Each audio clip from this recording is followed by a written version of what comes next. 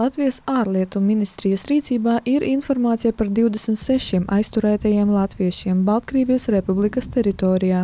Šobrīd Latvijas diplomātiskā pārstāvniecība Vitebskā sniedz viņiem nepieciešamo un iespējamo konsulāro atbalstu, taču šī palīdzība ir ievērojami apgrūtināta.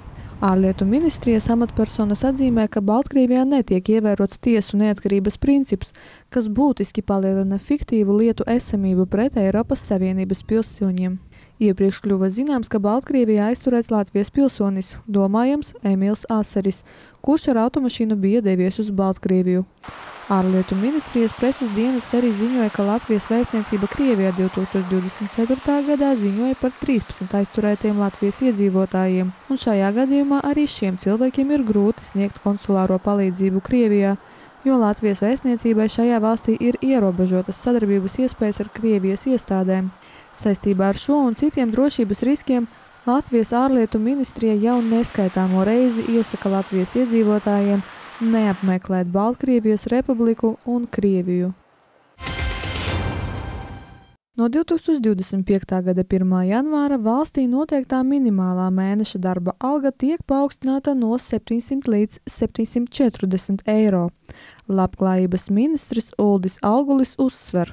Nākamgad par 40 eiro tiek palielināta minimālā mēneša alga. Sākam pāriet uz jauno sistēmu, kad minimālā alga tiks noteikta procentuāli pret vidējo algu valstī. Tas noteikti uzlabos zemāk atalgoto darbinieku materiālo stāvokli un dzīves līmeni. Pieņemtie noteikumi attiecas uz darba devējiem un darba ņēmējiem, saskaņā ar Centrālās statistikas pārvaldes datiem par darba ņēmēju skaitu, kuriem darba ienākumi bija līdz un minimālās algas apmērā. 2023. gadā no 131 584 darba ņēmējiem privātajā sektorā bija 99 270 darba ņēmējiem, 18,6% no privātajā sektorā nodarbinātajiem. Savukārt, sabiedriskajā sektorā bija 29 012 darba ņēmēji, jeb 12,6% no sabiedriskā sektora nodarbinātajiem.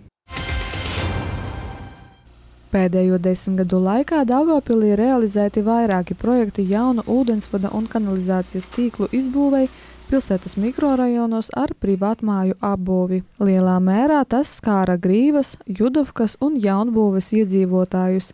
Viens no jaunākajiem projektiem tika īstenots Judovkā, un šodien iedzīvotājiem ir iespēja ar domes līdzfinansējuma palīdzību pieslēgties centralizētajai ūdensapgādes sistēmai.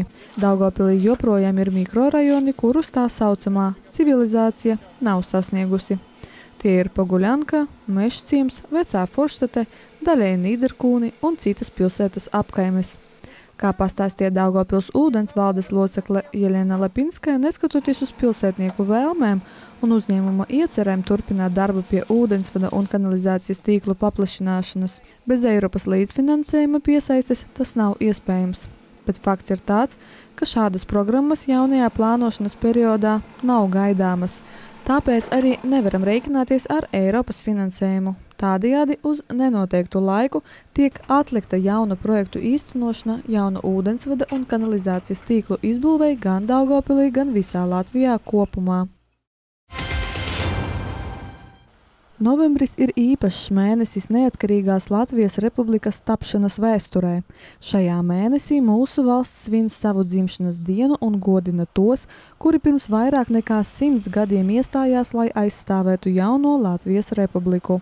Patriotiskākais mēnesis Latvijas kalendārā sāksies ar svinīgām atklāšanām, meistarklasēm, izglītojošām lekcijām un koncertiem. 8. novembrī Daugavpils novadpētniecības un mākslas muzejs tradicionāli aicinās visus uz sarkanbaltsarkano lentīšu locīšanas meistarklasi. Tajā pašā dienā 4:00 pēcpusdienā notiks Ilonas Linartes Ružas gleznu izstādes Sēlies ainava atklāšana.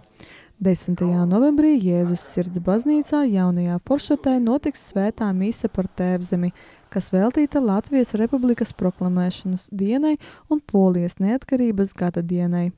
Tas notiks Jēzus Sirds Romas katoļu baznīcā Baložu ielā 3. 11. novembrī Inženieru arsenāla teritorijā atklās zemesardzes militārās tehnikas un ieroču izstādi. Tajā pašā dienā notiks ziedu nolikšanas ceremonija pie kritušo karavīru kapiem un piemiņas vietām, kas atrodas Daugavpils cietoksnī, garnizona, pareizticīgo, vecticībnieku, luterāņu un katoļu pilsētas kapos. Ziedi tiks nolikti arī pie kritušo poļu karavīru piemiņas krusta. 5. pēcpusdienā notiks lāpu gājiens, kas jau kļuvis par tradicionālu. Tas notiks pa Daugavpils ielām, un šis vakars noslēgsies ar Andra Ērgļa un Laura Amantova džeza kvarteta uzstāšanos Vienības laukumā. Neatkarības dienas svinības Daugavpilī sāksies ar dievkalpojumu Svētā Pētera baznīcā. 5:30 Vienības laukumā notiks Latvijas valsts himnas atskaņojums. Tajā pašā dienā Daugavpils teātrī notiks Daugavpils pilsētas domes gada balvas pasniegšanas ceremonija. Valsts policija Daugavpilī aizdomās par slepkavības mēģinājumu aizturējusi 2 vīriešus. Šis incidents, kas pilsētā notika pagājušā nedēļā, izraisīja lielu ažiotāžu sabiedrībā. Starp upuriem ir arī pilsētā labi pazīstams kultūras veicinātājs, promoters Sergejs Parfjonovs. Naktī uz 23. oktobri 2 iepriekš policijas redzeslokā nonākuši un sodīti vīrieši ieradušies ar automašīnu Audi A6 un devās klāt uz Mercedes-Benz. Tobrīd iekšā atradās 2 vīrieši. Vienam no noziedzniekiem bija šaujamierocis, ar kuru viņš piedraudējis un pēc tam izšāvis pa logu, ievainojot automašīnas vadītāju, kurš nogādāts vietējā medicīnas iestādē. Pēc dažām stundām policija aizturēja 2 1991. un 1988. gadā dzimušus vīriešus. Aizturēšanas laikā vīriešiem tika atsevināts šaujamierocis. Veicot sankcionētu kratīšanu, likumsargi vīriešiem izņēma otru šaujamieroci, nozagietu bisi.